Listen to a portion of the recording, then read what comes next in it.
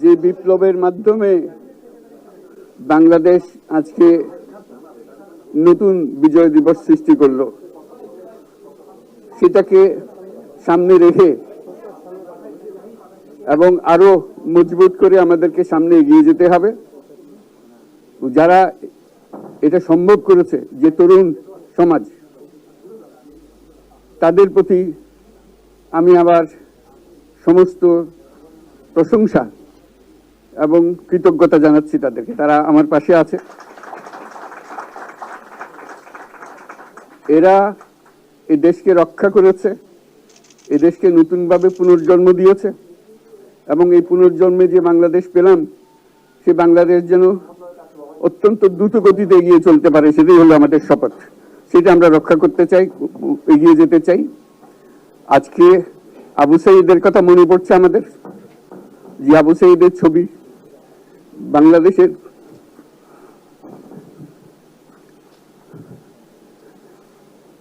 প্রতিটি মানুষের মনে গেঁথে আছে। এটা কেউ বলতে পারবে না। কি অবিশ্বাস্য একটা সাহসী যুবক, বন্দুকের সামনে দাঁড়িয়ে আছে এবং তারপরে থেকে কোন যুবক, কোন যুবতী আর হার মানে নাই, সামনে গিয়ে গেছে এবং বলছি যত গুলি মারো, মারতে পারো, আমরা আছি। তো যার কারণে সারা বাংলাদেশ জুড়ে এই আন্দোলন ছড়িয়ে গেছে এবং যার কারণে বাংলাদেশ এই দ্বিতীয়বার স্বাধীনতা অর্জন করলো। এই স্বাধীনতাটা আমাদেরকে রক্ষা করতেই হবে। শুধু রক্ষা করা নয়, এই স্বাধীনতার সুফল প্রতিটি মানুষের ঘরে পৌঁছতে হবে। তা না হলে স্বাধীনতার কোনো দাম নাই। এই স্বাধীনতাটাকে পৌঁছানো হলে আমাদের শপথ, আমাদের প্রতিজ্ঞা যে আমাদেরকে এটা করতে হবে, ঘরে ঘরে পৌঁছাতে হবে। মানুষ যেন জানে যে বাংলাদেশ স্বাধীন হওয়ার অর্থ হলো তার নিজের পরিবর্তন, ব্যক্তির পরিবর্তন, সুযোগের পরিবর্তন, তার ছেলে মেয়ের ভবিষ্যতের পরিবর্তন। এটা যেন প্রত্যেকে বুঝে নেয় এবং আজকে তরুণ সমাজকে বোঝালো যে এই দেশ এটা তোমাদের হাতে, তোমরা এটাকে তোমাদের মনের মতো করে গড়ে তুলবে।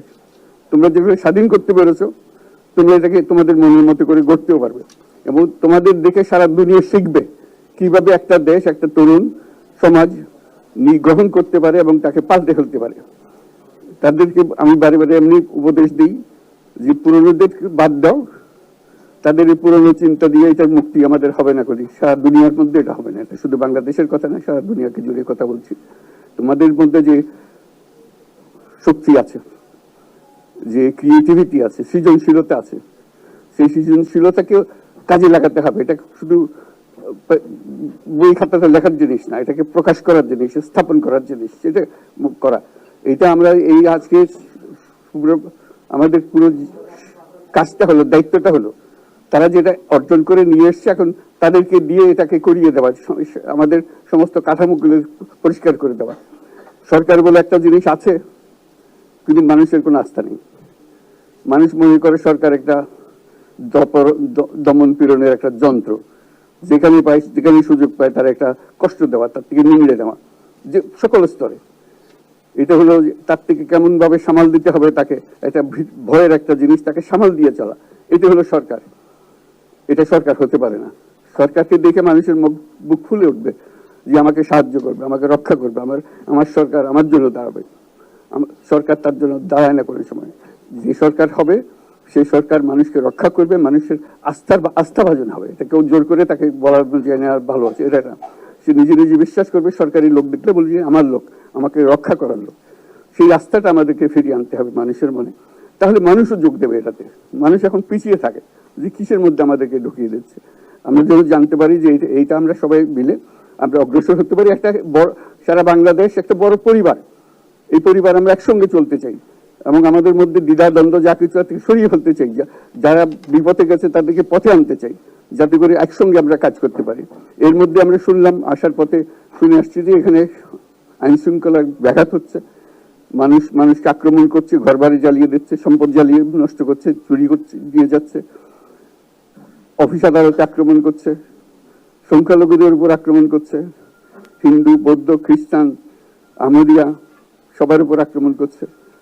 এগুলো হলো ষড়যন্ত্রের অংশ। এগুলো আমাদের বিষয় না। আমাদের কাজ হলো এটাকে রক্ষা করা, সবাইকে রক্ষা করা, এটাকে প্রতিটি মানুষ আমাদের ভাই, আমাদের বোন, তাদেরকে রক্ষা করা এবং আমাদের একটা শৃঙ্খলা ফিরিয়ে আসা। বিশৃঙ্খলা, সহিংসতা এগুলো হলো অগ্রগতির বড় শত্রু।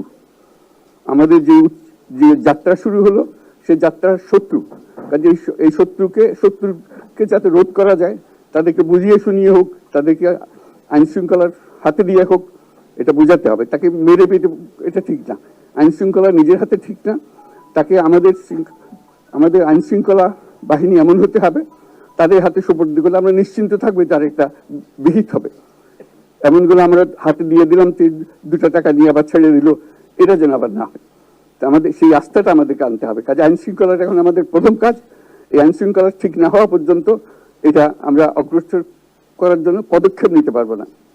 আপনারা আমার উপরে আস্থা রেখে আমাকে জানিয়েছেন, ছাত্ররা আমাকে আহ্বান দিয়েছে, সেটাতে আমি সাড়া দিয়েছি।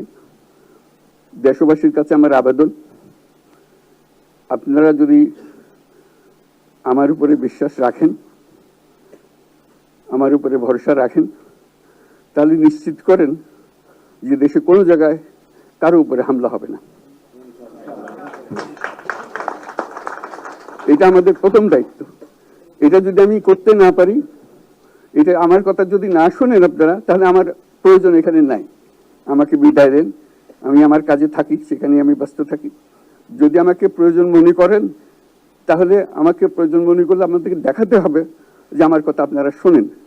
আমার কথা না শুনলে আমার কোনো প্রয়োজন নাই। আমার প্রথম কথা হলো, আপনারা বিশৃঙ্খলা থেকে দেশকে রক্ষা করেন, আপনারা সহিংসতা থেকে দেশকে রক্ষা করেন, যাতে আমরা যা আমাদের ছাত্ররা আমাদেরকে পথ দেখায়, সেই পথে আমরা এগিয়ে যেতে পারি। এটা একটা খুব সুন্দর দেশ হতে পারে, বাংলাদেশ একটা খুব সুন্দর দেশের সম্ভাবনাময় দেশ। কাজে এই সম্ভাবনাগুলোকে আমরা নষ্ট করে দিয়েছি। এখন আবার সেই বীজতলা আবার তৈরি করতে হবে, আবার আমাদেরকে জেগে উঠতে হবে। তারাই এই বীজতলা তৈরি করবে, তাদের হাত দিয়েই হবে, এবং তাদের দিকে আমরা তাকাবো এবং আমরা তাদের নির্দেশ মতে আমরা অগ্রসর হব। এখানে সরকারি কর্মকর্তা কর্মচারী যারা আছেন, সেনাবাহিনী, বিমান বাহিনী, নৌবাহিনী প্রধানরা যারা আছেন, তাদের প্রতি অনুরোধ, আমরা একটা পরিবার, এইটার মধ্যে যেন আমাদের গোলযোগ না হয়, আমরা একযোগে একসাথে চলতে পারি এবং আমরা তড়িৎ গতিতে একটা সুন্দর বাংলাদেশ গড়ার পথে এগিয়ে যেতে পারি। সেটাই আমার কামনা। আপনাদের সবার কাছে আবেদন, আমাদেরকে সেই সুযোগ দিন, আমরা সেই পথে আমরা যেন অগ্রসর হয়ে নিজের প্রশান্তি পাই। পৃথিবীর সবাই আগ্রহ করে তাকিয়ে আছে আমাদের দিকে। এখানে যখন ছাত্ররা রাস্তায় নেমেছে, পৃথিবীর সব জায়গা থেকে অভিনন্দন এসছে, যে তারা অবাক হয়ে গেছে। আমাদের তো গা শিউরে উঠেছে, প্রতিদিন যা হয়েছে অবিশ্বাস্য কাণ্ড। তাদেরও এটা স্পর্শ করেছে, তাদের তরুণরাও জেগে উঠছে আমাদের ছেলে মেয়েদের এই